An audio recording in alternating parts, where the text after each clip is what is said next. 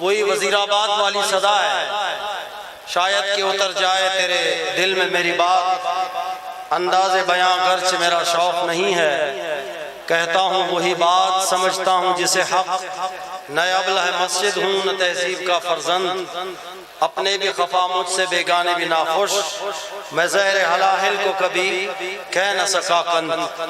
मैं आपसे एक सवाल पूछना चाहूँगा वजीराबाद वाला, उकाड़े वालों थके बैठे हो कि पक्के बैठे हो? मुल पाना है फिर तैयार हो? और हम पहले दिन से हमें बाबा जी अलैहि रहमत ने तैयार किया है। मुझे गालिबन कोई डीआईजी लाहौर और उसके साथ कोई 17 डीएसपी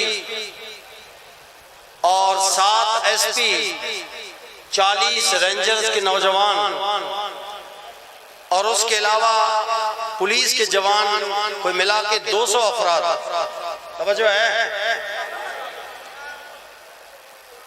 अच्छा, उस डीआईजी को एक दिन पहले एमईओ कॉलेज में जब हम मुज़ाकरात के लिए जा रहे थे तो वो बड़ा लाल टमाटर की तरह फुदक के कह रहा था, एनो रोको तो मैं इन्हों पौन के रख दिया।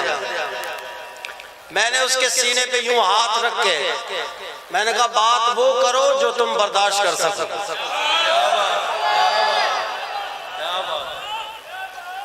खैर, ये काफिला इश्क व मस्ती जब पहुंचा काला शकाकू से थोड़ा आगे तो आप भी हम सफर थे, हमारे बहुत सारे साथी चेहरे मुझे दिख रहे हैं। तो मुझे एक फोन आया कि जी रिजवी साहब, खुदा दा वास्ता ही जवानों ने अपने आप को बंद किया हुआ है, लोग उनको जलाने की तैयारी कर रहे हैं, आप उन्हें बचाएं। तो मैंने उसको जवाब दिया, मैंने कहा जो हथियार तुमने दिए थे हम पे चलाने के लिए, अब उन्हें खुद ही बचाओ। फिर मेरे पास मुफ्ती उमैर साहब आए, फैजी साहब आए, उन्होंने कहा जाएं और उनको बचाएं, तहरीक का मसला है, मिशन बहुत बड़ा है, इन सिपाहियों का कोई कसूर नहीं है। हम लोग जब वहां गए, तवज्जो है, शायद मैं आपको समझा नहीं पा रहा हूं, मैं आपको वजीराबाद का दौरा करना चाहता हूं, इस्लाम मार्च।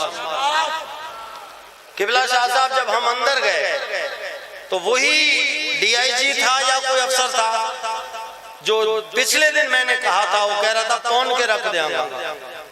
वो बिल्कुल मरमरे से हालत में जैसे मुझे देखा दौड़ते हुए आया और उन्होंने कहा, मुफ्ती साहब खुदा दा वास्ता सानू बचाओ। मैंने फिर वहां बाबा जी अलैहि रहमत का जो कलाम था वो मैंने इस्तेमाल किया। मैंने कहा, सर हमारे बाबा जी फरमाते थे रब रब है।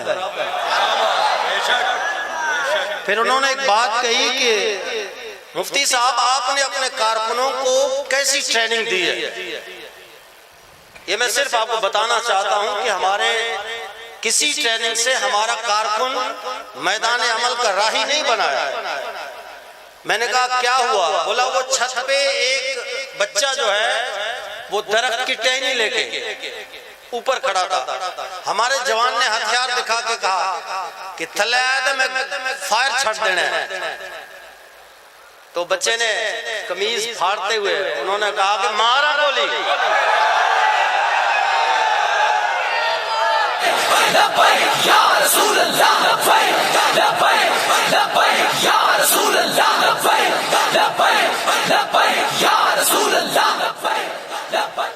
कहते वो बच्चा वहां से छलांग लगाया, वो नीचे आया तो हमारे जवान के हाथ से बंदूक नीचे गिर गई।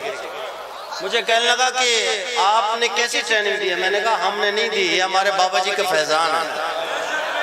हमारे बाबा जी ने इखलास के साथ उम्मत मुस्लिमा को बेदार किया है। उस इखलास का आपने हक अदा करना है। जैसे आपने वजीराबाद में इनको दिन के 12 बजे तारे दिखा दिए थे, 13 जुलाई को उसी जोश से आपने आना है। हमारा मुतालबा कोई नया मुतालबा नहीं है। हम क्यों निकल रहे हैं?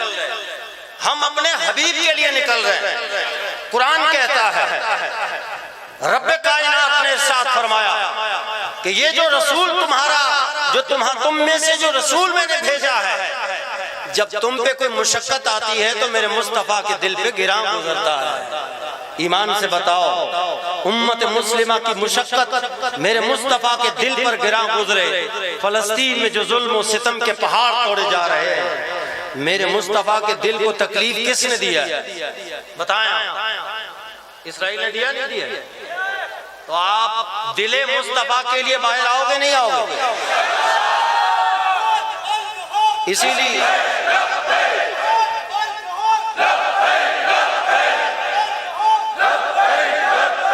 मैं, या तो फिर ये है कि अगर निकलना नहीं है ना, तो मैं हाथ बांध के इस कौम पाकिस्तानी से अपील करना चाहूंगा कि खुदारा फिर व्हाट्सएप पे रोने वाले इमोजी लगाकर वीडियोस जो फलस्तीन के लुटे पिटे काफिलों के, उन मजलूम कटे हुए बच्चों की लाशों को देखकर सिर्फ उस पे इमोजी मत लगाएं, वो वीडियो आप डिलीट कर दें, क्योंकि व्हाट्सएप पे बैठकर अपने इश्क का इजहार करना और है, और मैदान में जाकर उन मजलूमों की अमली मदद करना और है।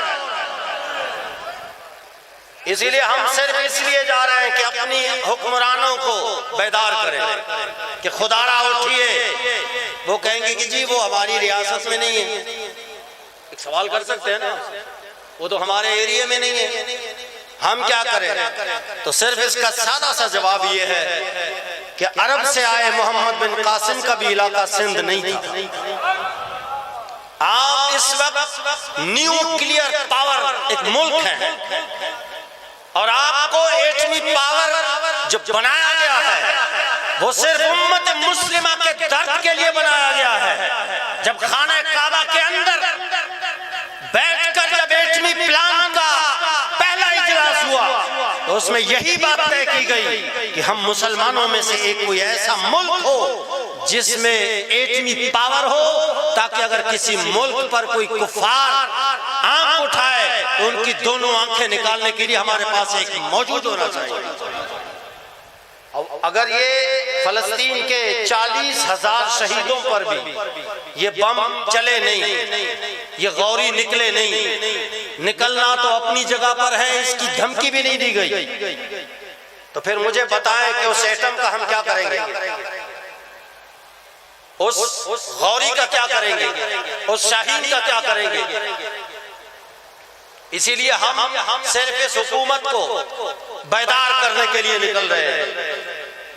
13 जुलाई ये हमने डे 1 से 9 महीने से हम लोग, आप लोग सब साथी जो तहरीक है मैदान में है, कभी प्रेस क्लब के सामने, कभी रैलियों की सूरत में, कभी एहतजाज की सूरत में, कभी बाइकाट की सूरत में, आप मैदान अमल में हैं। ये तहरीक लब्बैक पाकिस्तान का आखिरी ऑप्शन है।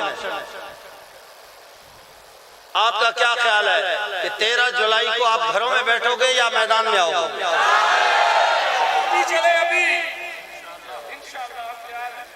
बस मैं यही पैगाम आपको देना चाहता हूं कि वजीराबाद की याद ताज़ा करनी है, और इस गवर्नमेंट को भी बताना चाहता हूं कोई बचगाना काम नहीं करना।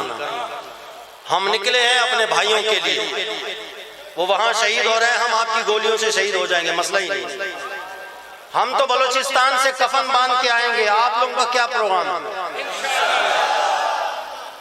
हमने वसीयतें लिख देनी है, वल्लाह लिख देनी है। इस जिंदगी का कोई मकसद नहीं रहा जहां बच्ची पुकार पुकार कर कह रही हो कि मैंने अपने रब से शिकायत करनी है। इसके बाद हम जिंदा हैं तो हमारी जिंदगी का मकसद क्या है?